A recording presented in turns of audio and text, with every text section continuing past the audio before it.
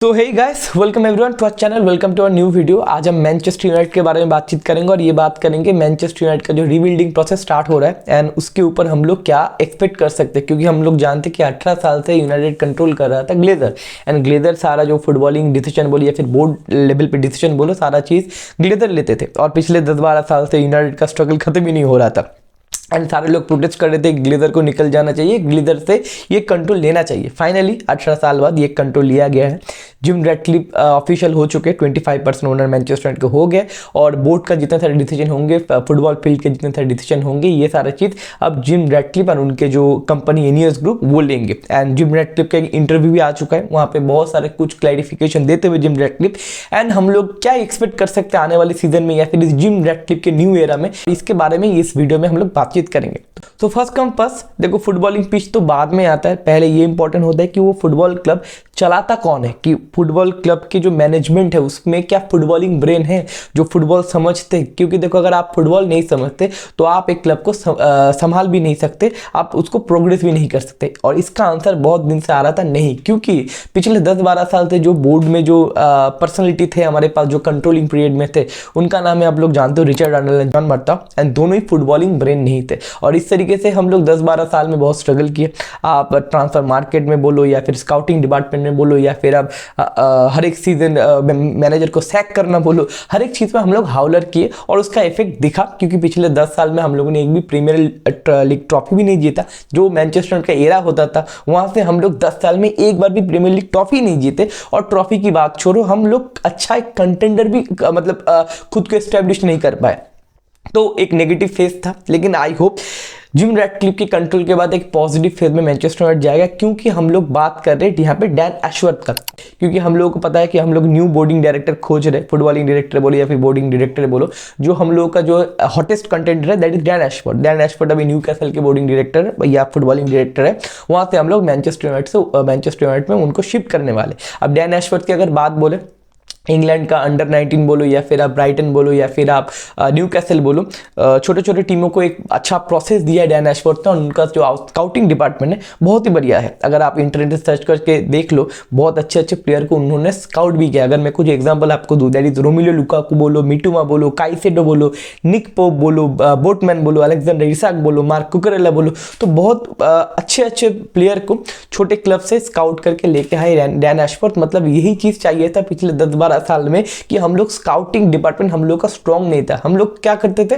बहुत पैसा देके ओवर पे करके हम सुपरस्टार लेके आते थे और वो बंदा यहाँ पे आके फ्लॉप हो जाता था। क्योंकि देखो अच्छा प्लेयर आपको खरीदना पड़ेगा, लेकिन हर टाइम पे आप 100 मिलियन का 150 मिलियन का साइनिंग नहीं कर सकते। आपको 10 मिलियन का, 15 मिलियन का, ये छोटे छोटे साइनिंग करना आना चाहिए। स्काउटिंग डिपार्टमेंट अगर आपका ठीक ठाक ना हो तो कोई भी टीम एक अच्छा ट्रॉफी बोलो या फिर एक अच्छा फुटबॉलिंग वे में बिल्ड नहीं हो सकता। जो पिछले 10-12 साल में मैनचेस्टर यूनाइटेड के साथ हुआ है। हम लोग बहुत बड़े बड़े डिमारिया को लेके आए थे, एलेक्स सैnchez को लेके आए थे, लुकाकू को लेके आए थे, पोग्बा को लेके आए थे, लेकिन कुछ फायदा नहीं हुआ। 10 साल पहले हम लोग जहाँ पे थे, 10 साल बाद अब हम लोग वहाँ पे ही है। लेकिन अभी फाइनली अगर डैन एशवर्थ का डील डन हो जाता है, वो ऑलरेडी हो ही जाएगा। एंड हम सारे लोगों को पता है कि न्यूकासल का था, एशवर्थ का भी कट ऑफ हो ही गया। हम आने वाले 1-1.5 महीने के अंदर एशवर्थ को हम यूनाइटेड में पालेंगे, राइट, डील डन हो जाएगा। तो एक फुटबॉलिंग ब्रेन आएगा एंड एक स्काउटिंग डिपार्टमेंट बोलो या नेगोशिएशन डिपार्टमेंट बोलो या आप बोलो कि ट्रांसफर विंडो में हम लोग और ज्यादा हाउलर ज्यादा एक्सपेक्ट नहीं कर सकते, राइट। उसके बाद आते टीम पे। हमारे पास जो स्क्वाड है बहुत ही घटिया, बहुत ही मीडियोकर स्क्वाड है। क्योंकि देखो 8-9 साल से स्काउट डिपार्टमेंट बोलो या फिर रिक्रूटमेंट डिपार्टमेंट बोलो हम लोगों का बहुत खराब। अब हम लोग ये डिस्कस करेंगे आने वाले 5 मिनट कि कौन से प्लेयर से हम लोगों को मूव ऑन करना पड़ेगा एंड कौन से प्लेयर्स का इस समर विंडो के बाद आपका कॉन्ट्रैक्ट खत्म भी हो जाएगा। देखो पहला अगर बैकलाइन से हम लोग बात करते हैं, हम लोग पिछले साल पता नहीं क्यों हम लोग ने एक बैकअप गोलकीपर साइन किया था, दैट इज बाइंदर, जिसको हम लोगों ने यूज ही नहीं किया। एक मैच बंदे ने खेला था शायद, राइट। तो हम लोग शायद बाइंदर को अपलोड कर सकते हैं। क्योंकि देखो मुझे नहीं लगता कि बाइंदर को क्यों साइन किया था एरिक टेन हैग ने, क्योंकि हम लोगों के पास कोवार बोल के एक प्लेयर था एकेडमी प्रोडक्ट, जो भी बायर लेवरकुसेन में है, हम लोग ने उसको बेच दिया। एंड वो बंदा आने वाले समय में हमारा नंबर 1 गोलकीपर हो सकता था, लेकिन टेन हैग का क्या रिलेशन है पता नहीं।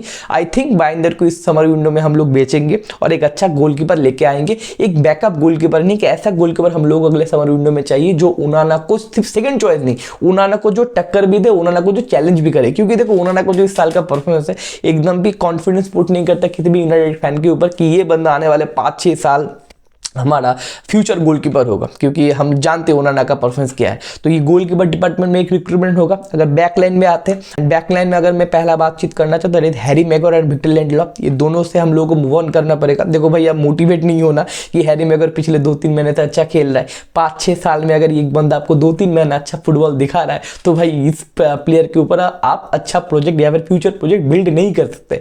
तो विक्टर लिंडलॉफ और हैरी मैगोर जो दे सकते थे, जो हमारा मतलब खराब कर सकते थे काम, वो खराब कर चुके। अभी हम लोगों को मूव ऑन करना पड़ेगा हैरी मैगोर एंड विक्टर लिंडलॉफ से। एंड उसके बाद राइट बैक में हमारे पास एक ऑप्शन था, that is Aaron Bissaka. And Erik ten Hag आने के बाद विसाका का डेवलपमेंट हुआ था, लेकिन पिछले 2-3 महीने से विसाका काफ़ी इंजरी पे है। उनका किंग एरिया में विसाका अभी भी उतना भी इफेक्टिव नहीं है, और जो लो ब्लॉक टीम है लाइक क्रिस्टल पैलेस बताओ, नॉटिंघम फॉरेस्ट बताओ, ये सारे टीम विसाका के ऊपर इंटरेस्ट दिखा सकते हैं। और अभी भी हम लोग विसाका से कम 15-18 मिलियन निकाल सकते हैं। तो आई थिंक इस समर विंडो में विसाका से भी हम लोग मूव ऑन करेंगे। उसके बाद बात करेंगे राफेल वरान। बहुत सारे लोग सरप्राइज होंगे, राफेल वरान तो वर्ल्ड क्लास सेंटर बैक है, उससे आप मूव ऑन क्यों करना चाहोगे? देखो वर्ल्ड क्लास सेंटर बैक है, ये मेरे को ही पता है, चैंपियन लीग जीत चुका है बहुत सारे, लेकिन बंदा अवेलेबल नहीं रहता। ऑल्दो इस सीजन में 8 से 9 गेम वरान ने इंजरी से मिस किया, लेकिन मैं आने वाले जो ये सीजन है और भी 2-3 महीना जो है, मैं देखना चाहूंगा कि वरान खुद को कितना अवेलेबल रख पाते हैं यूनाइटेड के लिए। क्योंकि देखो क्वालिटी तब देखने को मिलेगा जब आप पिच पे उतरोगे। आप पिच पे उतरोगे नहीं तो कैसे क्वालिटी देखने को मिलेगा? तो मुझे लगता है कि वरान अगर ये 2-3 महीना अगर फिट ठीक ठाक हो तो एक कॉन्ट्रैक्ट देना चाहिए, अगले समर विंडो से बाद अगले सीजन में कंटिन्यू करना चाहिए। नहीं तो फरहान के लिए सऊदी से गारंटी ऑफर आएंगे, जो लिंक वगैरह पिछले विंटर विंडो में या फिर पिछले समर विंडो में आ रहा था, तो कम से कम 40 से 50 मिलियन हम सऊदी लीग से या फरहान से हम लोग खर्चा निकाल पाएंगे फरहान से, राइट। तो कहीं ना कहीं फरहान को भी मूव ऑन करना चाहिए अगर फरहान का इंजरी रिपोर्ट ठीक ठाक ना हो तो। लिसांड्रो मार्टिनेज का इस सीजन बहुत अनलकी था। लिसांड्रो मार्टिनेज 2-3 बार इंजरी हो गया, उनका ऑपरेशन वगैरह भी हुआ, तो देखना पड़ेगा लिचा कैसे वापस आता है। लिचा अगर ठीक ठाक तरीके से वापस नहीं आता तो सेंटर बैक में हमें और भी साइनिंग की जरूरत है, मतलब कहने की पूरे बैक लाइन को हमको चेंज करना पड़ेगा अगले समर विंडो में। उसके बाद आते हैं मिडफील्डर। देखो मिडफील्डिंग के पॉजिटिव पॉइंट है कि कोबी मैनो जैसे एक बॉलर हम लोगों को मिला है। बहुत सारे लोग बोल रहे कैशिमिरो से मूव ऑन करना चाहिए, मेरे को एकदम नहीं भाई। कैशिमिरो अभी भी आपको 1-2 साल आराम से दे सकता है, उसके बाद बहुत सारा फुटबॉल है, लेकिन उसको पार्टनर की जरूरत है। हम लोगों के पास एरिक्सन था, लेकिन एरिक्सन गलातासराय के साथ लिंक अप हो गया, तो अगले समर विंडो में एरिक्सन आराम से चला जाएगा। और एरिक्सन जो 2 साल दे सकता था वो 2 साल दे चुका है, एंड वो भी फ्री एजेंट्स के रूप में ही आया था, तो खर्चा वर्चा कुछ नहीं लगा था। तो हमको चाहिए एक मेन चीज है मिडफील्ड में हमको इंक्लूड करना पड़ेगा, that is a baller, that is a ball carrier centre back, centre midfielder. और जो सबसे ज्यादा कंटेंशन में था पिछले 2 साल से, दैट इज फ्रैंकी डी जॉन्ग। देखो फ्रैंकी डी जॉन्ग का सागा चलता ही रहेगा, फ्रैंकी डी जॉन्ग बोल भी चुके कि बार्सिलोना छोड़ना नहीं चाहते, तो मुझे लगता है फ्रैंकी डी जॉन्ग से हम लोग को मूव ऑन करना पड़ेगा। अगर फ्रैंकी डी जॉन्ग बाद में ओपन होते तो ठीक है, फ्रैंकी डी जॉन्ग के साथ आप बातचीत करना शुरू करो, नहीं तो मार्केट में और भी अवेलेबिलिटी है।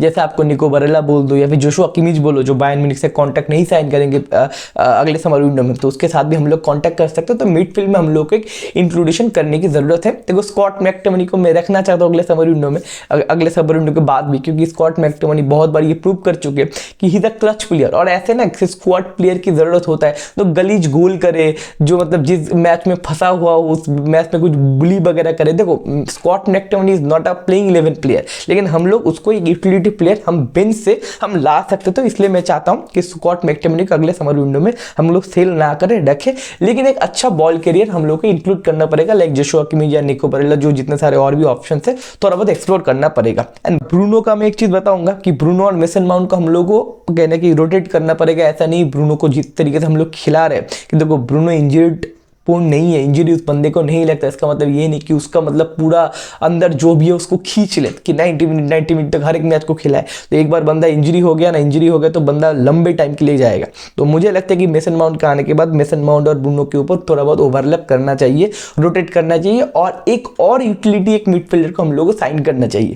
तो अगले समर विंडो में मैं एक्सपेक्ट करूंगा कि 2 मिडफील्डर साइन हो, एक बॉल कैरियर और एक यूटिलिटी प्लेयर, एक बेंच प्लेयर। तो कहने की हम लोगों का एक मिडफील्ड का कंट्रोल अच्छा हो जाएगा। अब बात करते हैं अपफ्रंट में। अप फ्रंट में पहले मैं बात करना चाहता हूँ एंटनी का।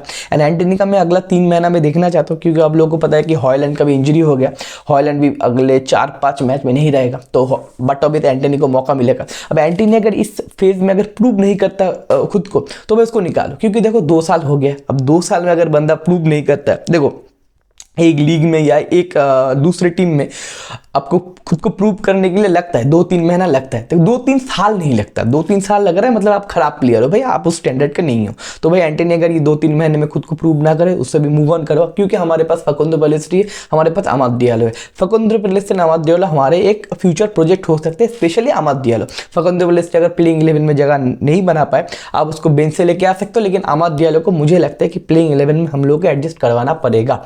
उसके ऊपर एंटनी का हो गया, उसके ऊपर हम लोग बात करेंगे एंटनी मार्शियल। एंटनी मार्शियल को लात मार के निकालना चाहिए, यही है रिव्यू और कुछ नहीं है। मतलब इस समर विंडो में उसका कॉन्ट्रैक्ट खत्म भी हो जाएगा, बैलेंडियर क्लॉज था उसके मतलब कॉन्ट्रैक्ट में।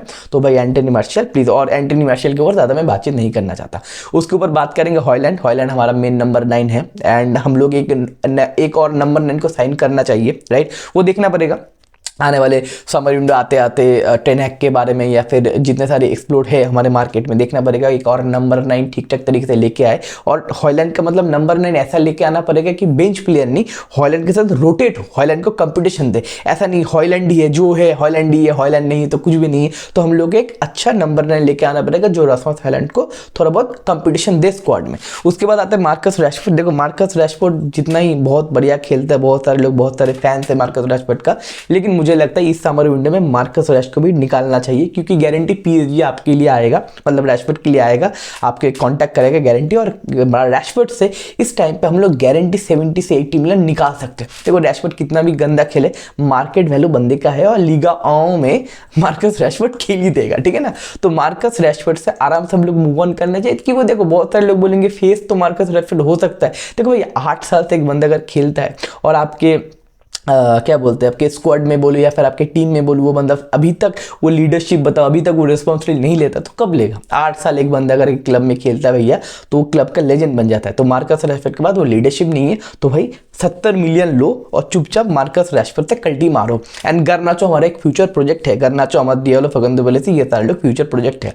और एक और ट्रिकी सवाल, एक और ट्रिकी एक सिचुएशन है, दैट इज मेसन ग्रीनवुड, जो अभी लोन पे है। तो मुझे लगता है कि मेसन ग्रीनवुड को की भी एक ऑप्शन है कि हम लोग ले आ जा सकते हैं मेसन ग्रीनवुड को लोन से, क्योंकि देखो मेसन ग्रीनवुड एक बार आ गया तो बंदा right wing, left wing, centre forward सारे जगह पे खेल सकता है। तो mason greenwood is a big utility player. बहुत सारे लोग बोल रहे कि मेसन ग्रीनवुड को बेच देंगे एटलेटिको माद्रिद को या फिर कोई और ला लीगा टीम को 35-40 मिलियन में, लेकिन मुझे लगता है रेडक्लिफ बताओ या फिर एरिक टेन हैग बताओ, ग्रीनवुड के ऊपर पॉजिटिव है। और आने वाले समर विंडो में आई थिंक ग्रीनवुड के ऊपर ये लोग डिसीजन लेंगे। अगर ग्रीनवुड के ऊपर डिसीजन लेते बेचने का, तो हम लोग को और एक्सप्लोरेशन करना पड़ेगा, और भी कुछ अटैकर्स हम लोग को शामिल करने पड़ेंगे। एंड नहीं तो अब ग्रीनवुड को अगर लेके आते हो तो बहुत ही बढ़िया है। एंड आने वाले समर विंडो में मुझे लगता है कि 2 प्लेयर के ऊपर हम लोगों का फोकस होगा, 3 प्लेयर के ऊपर हम लोगों का फोकस होगा मेन। एक है कोबी मैनो धीरे धीरे डेवलप करेगा, लेकिन मैं बहुत सारे वीडियो में बोल भी चुका हूँ कि कोबी मैनो को ओवर प्ले मत कराओ भाई, एक बार बंदे को इंजरी लग गया तो भैया खत्म हो जाएगा। तो कोबी मैनो अगले समर विंडो में या अगले सीजन में एक स्टार बन सकता है। गर्नाचो और भी मैच्योर बनेगा, गर्नाचो भी अगले समर विंडो में एक इंपॉर्टेंट नाम क्रिएट होगा।